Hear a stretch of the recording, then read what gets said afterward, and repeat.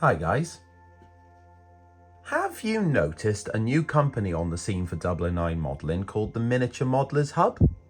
Well, funny thing about them, Adam, who I'm assuming is the one behind all the designing, actually has been making models for quite a long time. And in fact, if you saw my Talyllyn no7 Tom Rolt build, that was one of his original prints from Shapeways.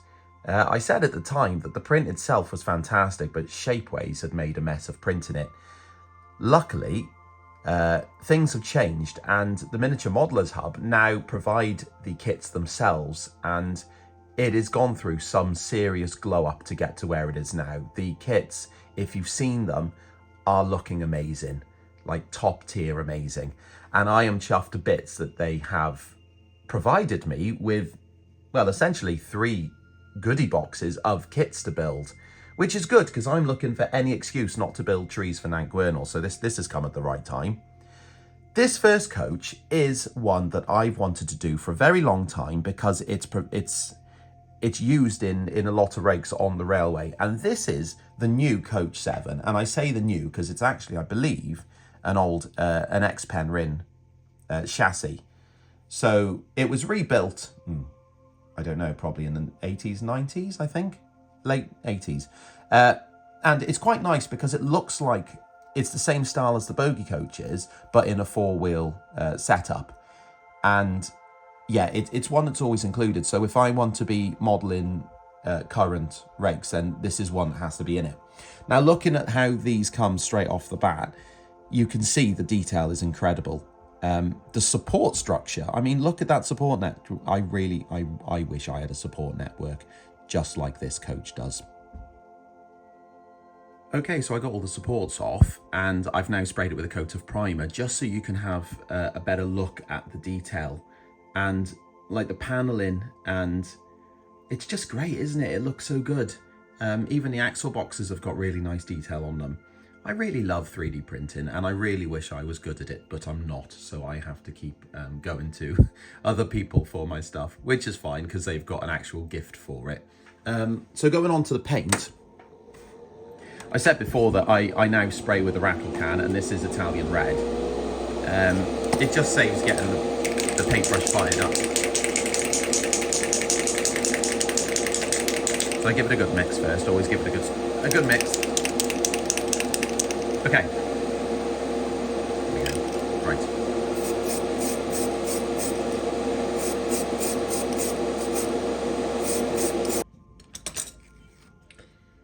Okay, so the red is dry and I'm on to masking it off, ready to get the brown on. This is exactly the same as how you would have seen me doing any other bogie coach here, which is to use masking tape, and I tend to do it in 2 parts. I do the, well, at the moment I'm doing the horizontals all the way round, and then I'll do the verticals separately after. And the reason I do it like that is because it, hang on, let me just see. Sorry, the sun's right in my eyes now. It's much quicker doing it this way. It makes nice uniform lines because, you know, it's one continuous strip there. So it's not, if you did each individual panel, you know, they'll be all sort of uneven all the way along. So I quite like it this way. Obviously you do it how you want to. I'm not like, I don't know why you would think I know better than you. So there you go, there's the coach all masked up for the first run or pass of the brown. Like I say, this will just shoot everything going sideways pretty much. The panels around the windows, I've just left those like that because it made no sense to carry on with this technique for those parts, but it'll just work for the paneling below it. So just run over now with the brown. I like to do these in some quite thin coats now. So I'll probably do about 3 coats just to get it thick, just because if it's too runny or too thick, it will seep under the masking and it ruins it. I want this going on quite dry. There we go, there's all the brown on. Thank you, Pom Pom. He's just trying to get out his cage, don't worry about that noise. You'll notice that I didn't paint or mask off the round the windows That's just because I find that it leaks, so I've stopped bothering that. And what I do now instead is paint them in after like this. Pom pom. Hamster trying to escape. This is still the same colour though, which is funny because it looks a lot darker. This is Humbrol 220, the same as the rattle can used to paint it. Maybe when it's dried, it'll look a little bit closer. Well, it must do because I've done this before, so surely it works out in the end, doesn't it? There we are. So the window spectacles are done. You can see, like I said before, they're slightly darker, but they're still wet. And I think when they've been varnished and finished off, weathered, things like that, they'll look exactly the same. You won't notice. And if you do notice, don't tell me about it, so I don't feel bad about it. I'm going to start putting the black on the bottom now, so I need to mask off the body. I'm going to try and get that on. Start about there. I like to start on the flat edge, away from a corner, and then work towards the corner, if that makes sense. Just because it's easier to join them up at the end. This is actually not a very easy shape because if you can see here, the end paneling is higher than the sides. So I'm actually going to snip some of that off like that, do the end, and then come back and fill the other bit in, I think. That's pretty much it for the outside, actually. I've got just the handles and things like that to do, but I'm going to leave it like that and do the interior, which I'm going to do just because it doesn't really take much to get done. I'm only going to spend 5 minutes probably on this. So the walls I tend to keep the same, although they could probably be a darker shade of brown, but when the roof's on and things, you don't see it, so I wouldn't worry too much about that. Actually, just want a floor. I think another way I've done this in the past, even though this is quite an easy way to do it, is you can actually stick some masking tape down after priming, and obviously when you lift it up you'll have a grey floor. But this works just fine. And again, like, that looks good enough because you won't see under the seats, will you? And if you can, why are you looking? Why are you looking under the seats, eh? That's a red flag. Now, everything you've seen up to this point was filmed about 6 months ago, maybe even longer. But this one had to be put on hold for one delicate reason.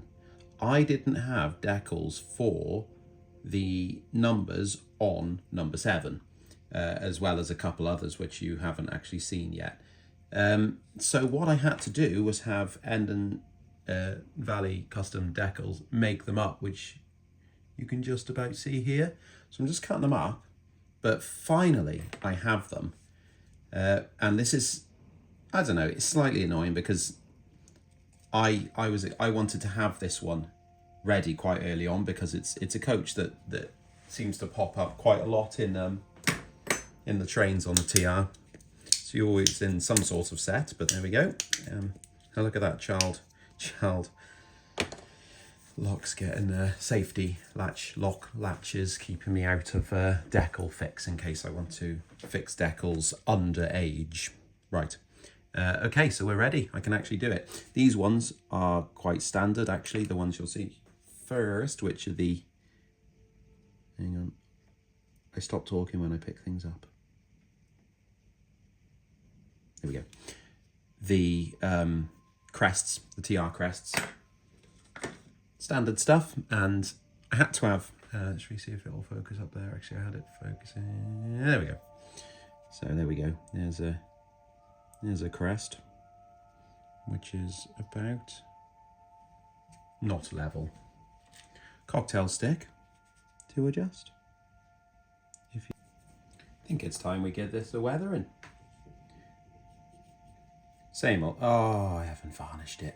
There we go. That's what happens. People ask me, what happens if you don't varnish these things? They don't, but it sounds more professional if I say they have.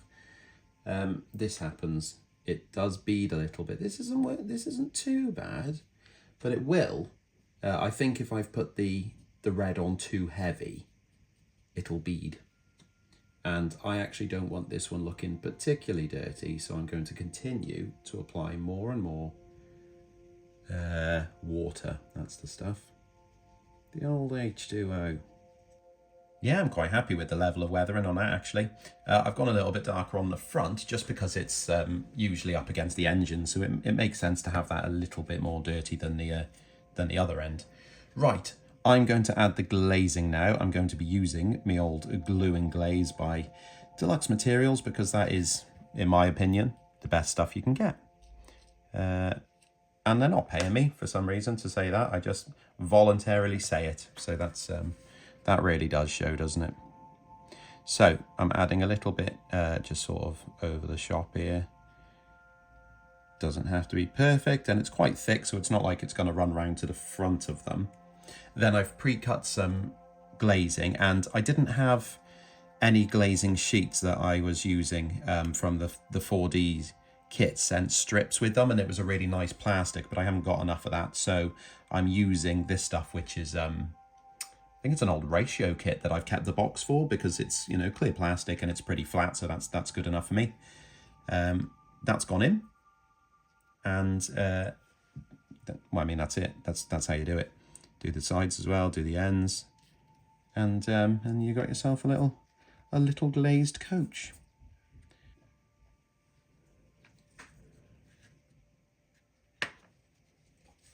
I don't think I'm going to add figures to this one, actually. I'm not sure why, because if I'm ever here at the TR with my family, I always travel in this coach if I can, or one of the opens at the end, just because it's nicer with the kids, because they can run, not run round feral per se, but you know, have space to breathe as opposed to being in a little compartment.